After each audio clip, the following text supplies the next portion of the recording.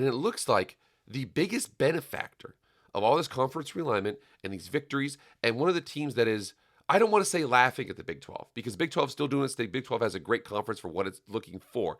However, they're certainly giggling at historical references between them and the Big 12, and that would be the SMU Mustangs.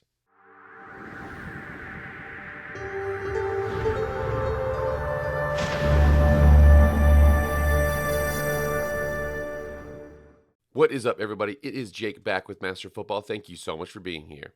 If you want to be up to date on all things college football, hit that red subscribe button, hit the like button, and follow me on Twitter and Instagram. And if you like EA college football content, go subscribe to my other channel, MF Film Room. Link is in the description. But enough about all that college football content. Let's go.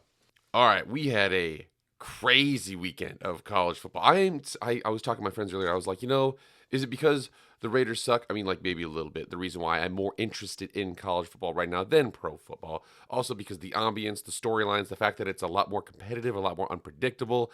You and I both know that Patrick Mahomes is going to be in the AFC Championship game. Where it's at, what the outcome of the score is, I don't know. He's going to be there. You know it, and I know. However, does anybody have any idea what's going to happen in college football? Because nobody knows at this point. It's been absolutely wild. Checking on this past weekend, it was crazy. So a very underrated game was UNLV playing at San Jose State, a surprising team there with the victory there on Friday. And then the big one that a lot of the SEC fans were looking at, unfortunately, they were overlooking their own games, the Indiana versus Ohio State game. Indiana goes into the horseshoe and comes out a 23-point loser. Texas takes care of Kentucky. Penn State squeaks by Minnesota, which would have thrown a big wrench in the CFP rankings there. Army was taken care of by Notre Dame, a 5-touchdown victory over the undefeated Army Black Knights. And then the big one that everybody's talking about here was the fact that number 7 Alabama went into Norman, Oklahoma, and they lost. Jalen Miller 11 for 26, 163 and 3 picks. Jackson Arnold with 25 carries. This must have been an absolutely wild game to watch, seeing that there, especially the fact that Alabama sitting there with a lot of good victories, beating Georgia, things like that. Unfortunately, lost to Tennessee, lost to Vanderbilt, and now lost at Oklahoma. Not looking good for them. Miami takes care of Wake Forest. Ole Miss, oh gosh, the same old Ole Miss Rebels doing their thing. They can go out there, they can beat Georgia, lose to Florida, lose to Kentucky, things like that. It just doesn't make any sense. Again, this one, a lot of people say here, does Lane Kiffin just walk across the field and coach Florida eventually? I don't know. Billy Napier might be stepping into a 7-5 season. He plays Florida State, who was supposed to be good. We all know about that.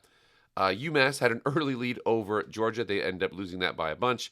Okay, SEC crap week continues on again here. UTEP, Tennessee beats them 56-0.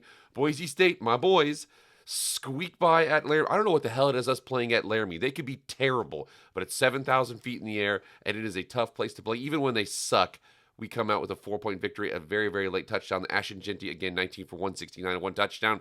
He did get injured. We'll see what happens and how he can play when they play Oregon State this next weekend. We talk about BYU and Arizona State. The Big 12 had complete chaos going across the board there. We also see Auburn beat Texas A&M. Kansas, 3 straight ranked victories for a team that was below 500. Never happened in college football. Beat Colorado.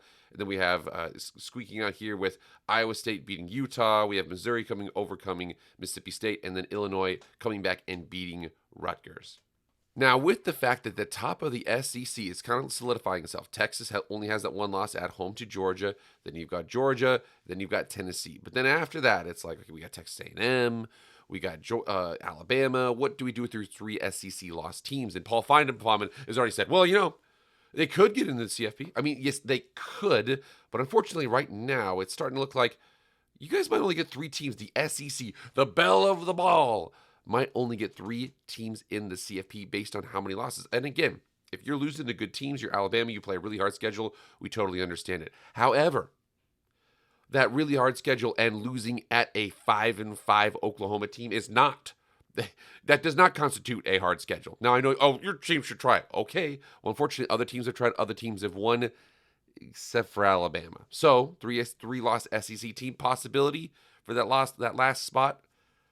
But I don't know, man. It's starting to look like it might only be a 3-team SEC in the CFP. And checking out the rankings here. So Oregon stays at the top. Ohio State with that big victory. Their only loss at Oregon. And then Texas, Penn State, Notre Dame, big win there. Georgia, Miami, Tennessee, SMU, Indiana, Boise State, and then Clemson in the top 12. We see on the outside looking, we have Alabama, we have South Carolina, we have Arizona State, the highest rated Big 12 team. And then we have Ole Miss, Iowa State, Tulane, Texas A&M, BYU, UNLV, Army, Memphis, Missouri, and Illinois there. So what's the most interesting storyline you can see here? Obviously, we see the top of the SEC with Texas. We see the top of the Big 10 with Oregon. We see the top of the Big 12 with Arizona State here, and the top of the G5 teams with my Boise State Broncos. Now, the most interesting one by far has to be what's happening currently in the ACC. Miami had that loss at Georgia Tech. They had a lot of close victories. They had a lot of close games there, but they continue to look good. Remember, Ole Miss went into Georgia and lost, whereas Miami went in there really, really early in the season and dump trucked the Gators. So remember, SEC's really hard schedule, except for one. Miami does it. But we're seeing this here, and it looks like the biggest benefactor of all this conference realignment and these victories, and one of the teams that is, I don't want to say laughing at the Big 12, because Big 12 is still doing its thing. Big 12 has a great conference for what it's looking for. However, they're certainly giggling at historical references between them and the Big 12, and that would be the SMU Mustangs.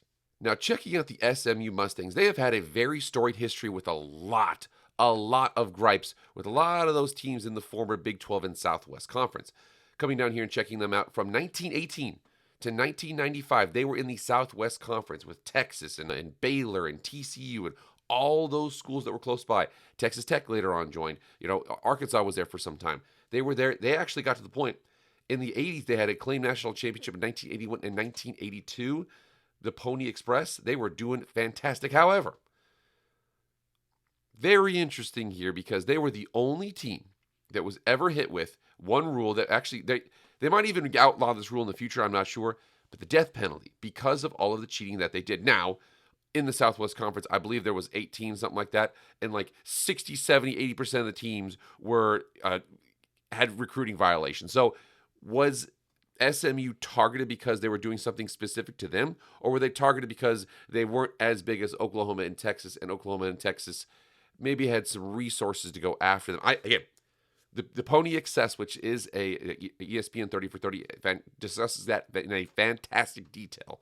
But nevertheless, it happened. They went through the death penalty. When the Southwest Conference collapsed, they eventually found themselves in the WAC and then Conference USA. They were kind of left out on the lurch. So you think about whatever happened to Oregon State and Washington State happened to SMU in the mid-1990s. They were kind of left to find their own way and build themselves back. However, look what they've been doing recently, man. So very, very beginning of the season, I had some questions because Nevada was projected to be a bad team. They're a bad team in the Mountain West, which is an okay G5 conference. It's actually the bottom of the Mountain West is kind of having issues here. However, Jeff Choate, former defensive coordinator for the University of Texas, knows what he's doing, gave them an absolute game. There was a couple very, very clutch plays by SMU to overcome them very early on in the season. You're like, whoa, maybe SMU's not all they're cracked up to be. Play Houston Christian, whatever. Lose at home to BYU. At that point, you're 2-1. You play a team that was okay last season. You lost. You're like, all right, well, we'll see how the season goes. They eventually go beat TCU, a 7-win team. Beat Florida State. I know that's not very impressive. Beat Louisville, a 7-win team. Beat Duke, an 8-win team. Beat Pitt, a 7-win team. Beat Boston College, a 6-win team. Beat a lot of bowl-eligible teams doing very well. Now, did they get the toughest draw in the ACC? Probably not. No Clemson, no Miami. I totally understand that. However, you got to play the games on your schedule. They didn't make that schedule. It was given to them, and they keep on rolling. They are one victory away from an appearance in the ACC championship game 1 year after leaving the American Conference for the ACC.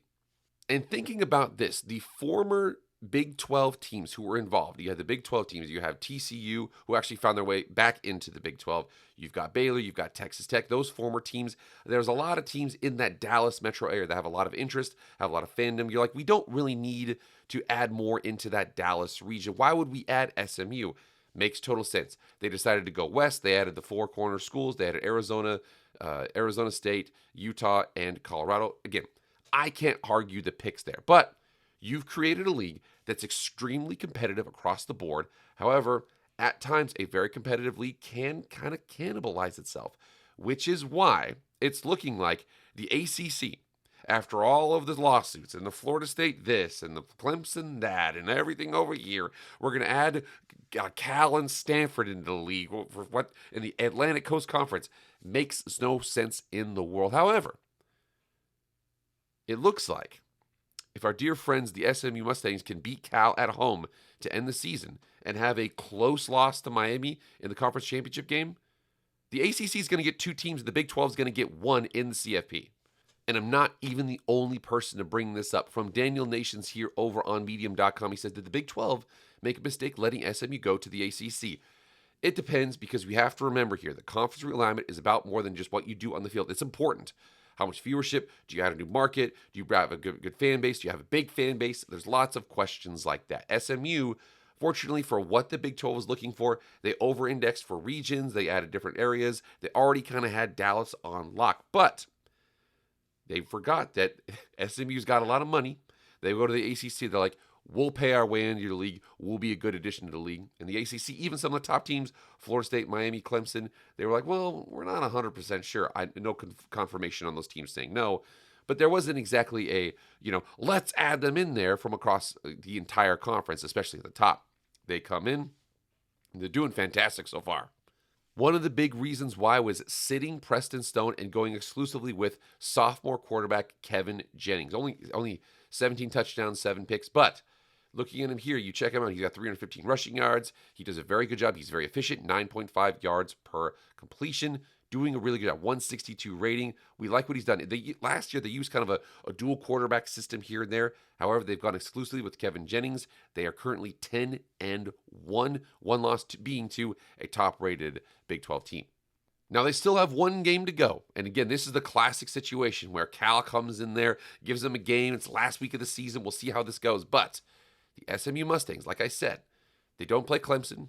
They don't play Miami. But they have an opportunity to go 8-0 in conference and be the home game in the ACC championship. Now, I know it's not, it's at a neutral site, but you understand what I'm trying to say here.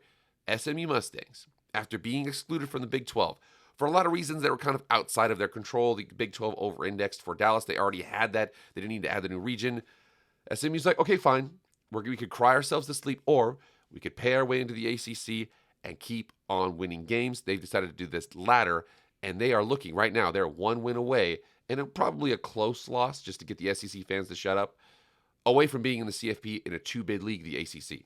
The fact that SMU, after being the first 4 out, the first 4 in the first original with the I-Rate 8 of the Big 12, the first 4 in was Cincinnati, UCF, Houston, and BYU. The first 4 out was USF, Boise State, SMU, and then Memphis. Now, those other teams are trying to find their way. Memphis might join the Pac-12. Boise State joined the Pac-12. South Florida's thinking about it. We don't really know. SMU, they didn't cry themselves to sleep. They paid their way. Again, you have to they put their money on the table. They're like, we'll pay our way into the ACC. So far, 7-0 in conference, 10-1. Only lost to a very good BYU team early in the season. BYU, I know that they did beat them, but BYU also just lost to Kansas. But looking at SMU right now, they are 1 win away, and it probably a close loss to Miami from being in the CFP after playing in a G5 league last year. Now, I'm not coming at the Big 12 fans here, but I am saying, I understood why you did what you did. However, SMU didn't cry themselves to sleep. They went over it. They went to the ACC, and they're doing just fine. Everybody laughed at this Cal edition. Everybody laughed at the Stanford edition. You were like, okay, the SMU edition is a little bit closer, but 7-0 is 7-0 in conference. They're looking at 8-0. All they got to do is beat Cal at home, and they'll be in the CFP. All right, guys, what do you guys think? Again, I'm looking at SMU. They have to be laughing themselves sillier at this point. The Big 12 got what they wanted. The Big 12 wanted a highly competitive league. However, highly competitive leagues can cannibalize each other. They're doing what they can on the outside at the ACC 7-0, looking to play Miami if both of them win this next week. Going to be crazy, man. But what do you guys think about that whole situation? Get in the comments and let me know. Also, remember to like, share, comment, subscribe. Do all that. I really appreciate it. Thank you guys so much. That's it for me, guys. I'll see you guys later. I am out.